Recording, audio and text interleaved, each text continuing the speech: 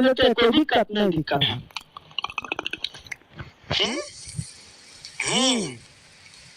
41 minute ना।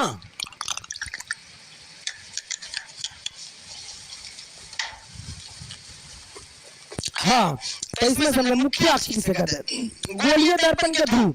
अब गोलीय दर्पण के ध्रुव कौन है? ये है, ये गोलीय दर्पण के ध्रुव। दूसरा कलर ले लेते हैं। कहाँ है रे बकलोल? इधर भाग गया। ये हो ना चुगलागिरी करता है, कभी इधर कभी उधर, है ना, छेतरा है, कभी अन्नी कभी उन्नी जाता है ना। जो गर्लफ्रेंड बॉयफ्रेंड बदलता रहता है हमेशा, उसी में कहते छेतरा। तो कभी अन्नी घुस जाता है, अन्नी या कभी अन्नी, हाँ, पूरा यारे बदलता रहता है, इसीलिए हम छेतरा बोल दिए। तो मुख्य अक्ष, अब ये देखो मुख्य अक्ष किसे कहते हैं? तो गोलीय दर्पण के ध्रुव। तो गोलीय दर्पण के ध्रुव ये है हमारे पास, है ना। तो गोलीय दर्पण के ध्रुव तथा वक्रता त्रिज्या से गुजरने वाली। अब वक्रता त्रिज्या कौन है भाई? तो ये हमारे पास क्या वक्रता त्रिज्या या वक्रता केंद्र कह लो, है ना। तो बेहतर रहेगा कि वक्रता केंद्र कह लो, ठीक है, केंद्र कह लो। तो वक्रता केंद्र से गुजरने वाली एक सीधी रेखा को क्या कहते हैं? एक सीधी रेखा को मुख्य अक्ष कहते हैं। क्या कहते हैं? मुख्य अक्ष कहते हैं। अब भाई मुख्य अक्ष कहते हैं तो मुख्य अक्ष कौन हुआ भाई? वक्रता केंद्र से गुजरने वाली सीधी रेखा। तो ये हमारे पास क्या है? वक्रता केंद्र से गुजरने वाली एक सीधी रेखा। इसी रेखा को क्या बोलेंगे भाई? मुख्य अक्ष बोलेंगे, ठीक है। तो ये आपने समझ लिया, गुजरने वाली सीधी रेखा है तो हम क्या कहते हैं? मुख्य अक्ष कहते हैं। मुख्य अक्ष दर्पण के ध्रुव पर अभिलंब है। अब मुख्य अक्ष दर्पण के ध्रुव, तो दर्पण के ध्रुव कौन है? ये है। और इस दर्पण के ध्रुव पर क्या है? ये सीधा जो गया है, इसका मतलब ये अभिलंब है। क्लियर? ये आपने समझ लिया। आगे समझते हैं वक्रता केंद्र किसे कहते हैं भाई? वक्रता केंद्र कहाँ है? ये हमारे पास वक्रता केंद्र है। देखिए वक्रता केंद्र किसे कहते हैं भाई? गोलीय दर्पण का परावर्तक पृष्ठ। अब ये गोलीय दर्पण का ये हमारे पास क्या? परावर्तक पृष्ठ है, ठीक है।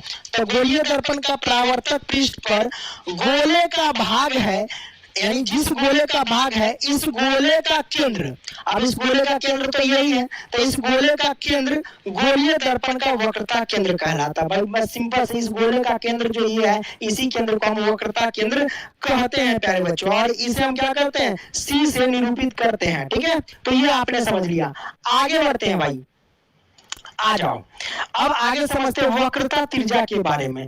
तो गोलीय दर्पण का परावर्तक पृष्ठ, ये हमारे पास क्या? गोलीय दर्पण का परावर्तक पृष्ठ है, क्लियर। पृष्ठ जिस गोले का भाग है, ये किस गोले? इस गोले का भाग है ना। तो इस गोले का भाग है, उसकी त्रिज्या, तो इसकी त्रिज्या कौन है भाई? उसकी त्रिज्या यहाँ से लेके यहाँ तक है ना। इसकी त्रिज्या यहाँ से लेके यहाँ तक है। तो उसकी त्रिज्या दर्पण की वक्रता त्रिज्या कहलाती है। यानी यही जो होगा दर्पण की वक्रता त्रिज्या कहलाएगी। इसे अक्षर R से निरूपित किया जाता है, क्लियर? ये भी समझ लीजिए। द्वारक समझ ले तो द्वारक किसे कहते हैं? तो गोलीय दर्पण के परावर्तक पृष्ठ, ये हमारे पास गोलीय दर्पण के परावर्तक पृष्ठ है, क्लियर। तो गोलीय दर्पण के परावर्तक पृष्ठ की वृत्ताकार सीमा रेखा। अब इसकी वृत्ताकार, ये जो देख रहे हैं वृत्ताकार सीमा रेखा है। तो वृत्ताकार सीमा रेखा का व्यास, अब व्यास का है भाई? यहाँ से लेके यहाँ तक वृत्ताकार सीमा रेखा का ये व्यास है। तो व्यास है ना, दर्पण का द्वारक कहलाता है। क्या इसी व्यास को हम क्या कहते हैं भाई? दर्पण का द्वारक कहलाता है। और इसे mn से दर्शाते हैं। हमारे पास m, ये नीचे n है, क्लियर। तो ये आपने समझ लिया। आगे बढ़ते हैं भाई, आगे हम आपको कुछ चीज समझाते हैं। आगे क्या है कि गोलीय दर्पण के ध्रुव, गोलीय दर्पण के ध्रुव कौन है? ये हमारे पास जो ये गोलीय दर्पण के ध्रुव है। तो गोलीय दर्पण के ध्रुव तथा मुख्य फोकस के मध्य की दूरी को हम क्या कहते हैं? फोकस दूरी कहते हैं, है ना। क्या कहते हैं? मुख्य फोकस। तो मुख्य फोकस ये है, इसी की दूरी को हम क्या कहते हैं? फोकस दूरी कहते हैं। दर्पण के ध्रुव तथा मुख्य फोकस के बीच की दूरी को क्या कहते हैं?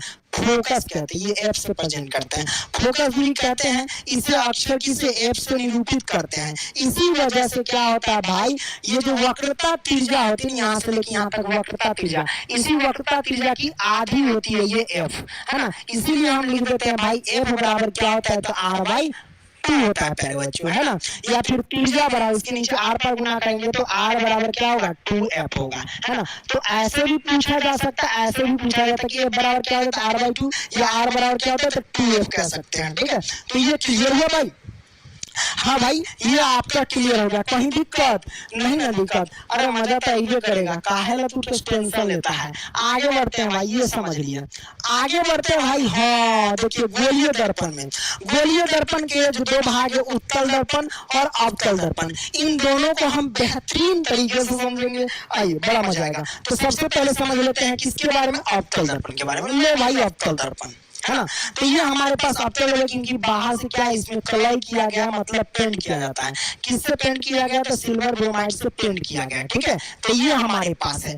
अब देखो भाई, अवतल दर्पण किरण आरेख एवं इसका उपयोग हम जानेंगे, कोई दिक्कत नहीं। किरण आरेख तो हम बाद में जाएंगे, इसका उपयोग जानते हैं भाई। ये अवतल दर्पण को हम क्या कहते हैं भाई, अभिसारी लेंस भी कहते हैं। अब क्यों कहते जानिए। अवतल दर्पण में क्या है खासियत, खासियत यह है कि प्रकाश की किरण कहीं से भी आएगी, टकराने के बाद एक वो चीज पर पड़ेगा, कहाँ पे, तो फोकस पे पड़ेगा। कहाँ पे पड़ेगा, फोकस पे पड़ेगा। अब देख लो, जैसे ही प्रकाश की किरण आ रही है, टकराने के बाद कहाँ गया, मुख्य फोकस पे गया। ये वाला मुख्य फोकस देख रहे हैं। फिर कहीं से भी प्रकाश की किरण टकराना है, कहीं से भी टकराए, आकर के मुख्य फोकस पे आएगा। देखो, यहाँ से भी गई प्रकाश की किरण, टकराने के बाद यहीं पे आया भाई, यहाँ पे मिला, ठीक है। अब देखो, यहाँ से भी प्रकाश की किरण गई, टकराने के बाद वहीं पर मिला। यहाँ से भी प्रकाश की किरण गई भाई, टकराने के बाद यहीं पे मिला, है ना। तो कहीं से भी प्रकाश आए, टकराने के बाद एक ही जगह ही रख देता है, यानी कहीं से भी आ जाता है प्रकाश की किरण, है ना। अवतल दर्पण में टकराने के बाद सबको एकत्रित करके कहाँ रख देता है, मुख्य फोकस पे रख देता है।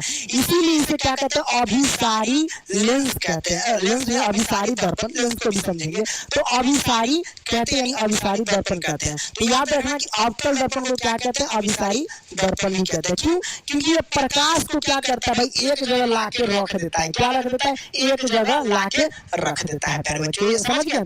इसी वजह से अवतल दर्पण का उपयोग सोलर कुकर में हम यूज करते हैं, ठीक है। धूप की रोशनी में रख देगा, है ना, ये आसानी से ये क्या बना सकता है, खाना बना सकता है। क्यों, क्योंकि सब जो रोशनी होता है ना, प्रकाश एक ही जगह ला के रख देता है। इसीलिए क्या करता है, सोलर कुकर में प्रयोग होता है, ताकि खाना एकदम धगधगा के बने। आइए सोलर कुकर हम आपको दिखा देते हैं कि सोलर कुकर होता क्या है भाई। देखो भाई, ये हमारे पास क्या है, सोलर कुकर है।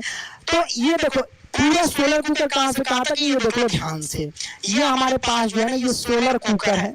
इसमें कुछ आपको देख सकते हैं, डायग्राम बना हुआ है, क्लियर। और ऊपर से क्या रख दिया, ये सोलर कुकर है।